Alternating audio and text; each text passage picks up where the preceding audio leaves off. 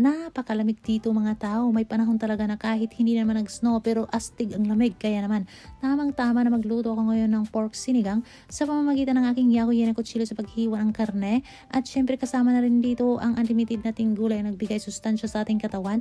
At ang aking pork sinigang ay kumukulo-kulo ng mga tao. Sinamahan ko pa ng matamis na pinya na galing pa po sa Pinas.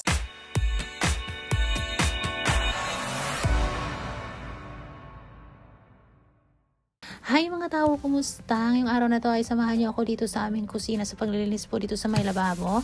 Alam naman natin ang lababo napakarami po itong bacteria system. So ngayon po para din po ako may ambag po dito sa buhay ko sa aming bahay. Ngayon po kasing araw napakalamig. Kung alam niyo lang mga tao, kaya tingnan yung aking bibig. Umuusok-usok na naman. Ngayon hinanda ko na tong kaldero, lagyan ko ng tubig. Magluluto po pala ako ngayong araw ng mainit na sabaw. Ilagay ko muna to sa kalan. Ang kagandahan lang dito mga tao, pintot-pintot lang yung pagluto natin. Pagkatapos tinignan ko yung freezer namin, may mga karning bawi po dito. Ngayon ay napaisip ako magluluto na lang po ako ng pork sinigang. Ito po yung lulutuin kong karne. Pagkatapos po hiwa-hiwa ko dito ng dinahandahan kasi nga yung kutsilyo kong yakuyen, kumbaga napakamura po kasi itong kutsilyo na to mga tao, pero nakaputol din naman siya. Ngayon po ay hiniwa-hiwa ko lang siya ng dahan-dahan. Dito i-relax ang ating mga puso mga tao. At pagkatapos tinignan ko naman ang mga gulay dito. Napakarami pa pong mga gulay kaya kailangan ko itong ubusin mga tao. Kain po tayo ng maraming gulay. Pagkatapos inisa-isa kong hugasan muna to. Meron po ako ditong bagyo beans kasi wala po ditong sitaw. Ito na lang, hinugasan ko muna siya. Pagkatapos kong hinugasan, ang susunod natin gawin dito ay tanggalin itong mga matitigas. Alam naman natin ang lahat mga tao.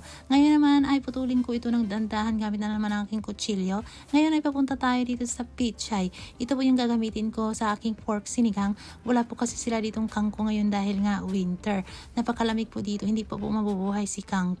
Pagkatapos ko itong hugasan, tanggalin po ang mga lupain, mga alikabok at kung ano pa. Siyempre, hiwain ko na naman ito ng mabilisan. Sa pamamagitan na naman ng aking kutsilyong yakuyen, mabilis lang din siyang naputol mga tao. Pagkatapos naman, dito naman tayo sa talong. Ang problema mga tao sa talong, mali po atang pagkahiwa. Dapat ito, idalawa o tatlo ng pagkahiwa. Pero minamaliit ko siya mga tao pagkahiwa. At yun, tama lang naman. Ako lang naman din ang kakain mga tao. Ang importante naman dito ay makaluto nga naman ako. So ngayon naman mga tao ay meron di ako nakatago ditong mahabang sibuyas. Parang wala ata ito sa atin sa Pilipinas. Dito kasi meron silang ganito. Ang mga tao kasi dito napakahilig kumain lang ng mga gulay. Kaya ako na rin gumagaya na rin akong kumain ng mga gulay mga tao. Pagkatapos naman itong hugasan natin ng mga ayos, wala tayong ibang gagawin kundi hiwain ko siya ng hiwain mga tao ng mabilisan. Pero kahit hindi naman mabilis, basta nihiwa-hiwa ko lang siya. Pagkatapos kong hiwain to, isunod ko naman itong puting sibuyas bombay. Ang sibuyas bombay na hinihiwa-hiwa ko ngayon mga tao, ito ay kunti lang. Tira-tira lang din to sa pinaglutuan kong ulam. Pagkatapos ko itong hiwain, isunod ko naman itong labanos, radish, dahil ko naman sinihunggo. Ito po ay napakasarap at matamis ang kanilang radish po dito mga tao, napakasarap nga naman. At pagkatapos ko itong hiniwa, naghintay akong kumukulo ang aking tubig, kaya naghugas po muna ako dito ng dapat kong hugasan. At pagkatapos ko namang hugasan ito mga tao, kasi ito lang din ang kailangan kong hugasan. So ngayon naman po ay tinitingnan ko na ang aking pinapakulo na tubig. Tamang-tama nga naman mga tao, talagang kumukulo ng aking iniinit na tubig. Pagkatapos nilunod ko na yung karning baboy. Malambot po ang karning baboy na to. Nilagyan ko siya ng kunting asin para may lasa. At syempre ang sikreto nating lahat, lagyan natin siya ng malinaw na patis mga tao. Masarap po talaga ang sabaw pag nilagyan niyo ng malinaw na patis. Ngayon naman ang ating pag-usapan mga tao, walang iba kundi ang kamatis. Ang kamatis po kasi nila dito napakasarap, matamis po siya. Kakaiba ang kanilang kamatis dito. At hiniwa ko na rin siya, lagyan ko siya ng kunting kamatis ang aking sinigang. Pagkatapos ko siyang hiniwa mga tao, syempre inalagay ko na rin sa nilalaga kong baboy. Mahigit isang oras pinalambot ko ang karning baboy. Pagkatapos nilunod ko na isa-isa dyan ang lahat ng sangkap ng gulay po dito, isa-isa. Nasa gulay po ang nagbigay ng gamot sa ating katawan. Mga sustansya, marami pong makukuha tayong benefits. Kaya pag ako'y nagluluto ng sabaw, napakarami pong gulay. Yun nga lang mga tao na baliktad ang paglagay ko na dapat unahin ko po ang radish, daikon o labanos. Pero okay lang naman ang labanos na dito, malambot mga tao. Pagkatapos tinakpan ko siya at hindi nagtagal nilagyan ko na rin ng sinigang mix para matawag po talaga natin siyang pork sinigang. Kita nyo naman na malambot na po ang mga gulay. Sinunod ko na po yung mga dahon mismo. Pagkatapos naman yan mga tao, hindi na nagtagal, talagang tinikman ko na. Ang aking nilulutong pork sinigang, kumukulo-kulo na siya pero bagong lahat.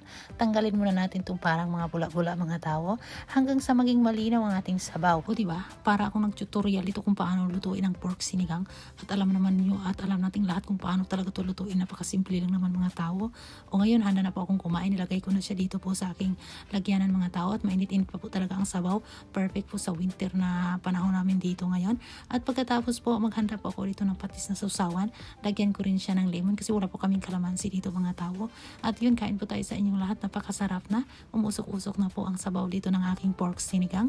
Napakasarap at marami pong gulay. O ano mga tao, kain tayo sa inyong lahat. Bakit kaya ang pork sinigang o kahit anong nilagang karning baboy, napakabagay, isaw-saw po siya sa patis na malinaw. Kami po kasi mga Bisaya, hindi mahilig na ganito, ako lang ata. Meron po pala ako dito nakatagong tuyo. Napakasarap po kasi nito, pang alat-alat ng konti. So syempre may kunti din akong patikim dito mga tao. Sana po ay meron din po kayong makakain dyan, kaya na rin po kayo. At pagkatapos kong kumain ng aking pork sinigang mga tao, meron po ako dito panghimagas. Maghiwa po ako ng pinya, ako po mismo ang magbalat nito. At alam nyo ba, ang pinya dito, galing po talaga ito sa Pilipinas. Kaya proud na proud po akong kumain ng ating produkto na galing sa ating bansa. Hindi lamang pinya ang meron po dito, pati saging napakarami po dito. Di ba magaling po akong magbalat mga tao? So anyway, maraming salamat po sa inyong support at panunood. At syempre, meron pa akong patikim po dito sa pagkain po ng aking pinya mga tao. Maraming salamat po. Hanggang dito na lamang. Magkita-kits pa rin tayo sa susunod kong mga video. For now, babush!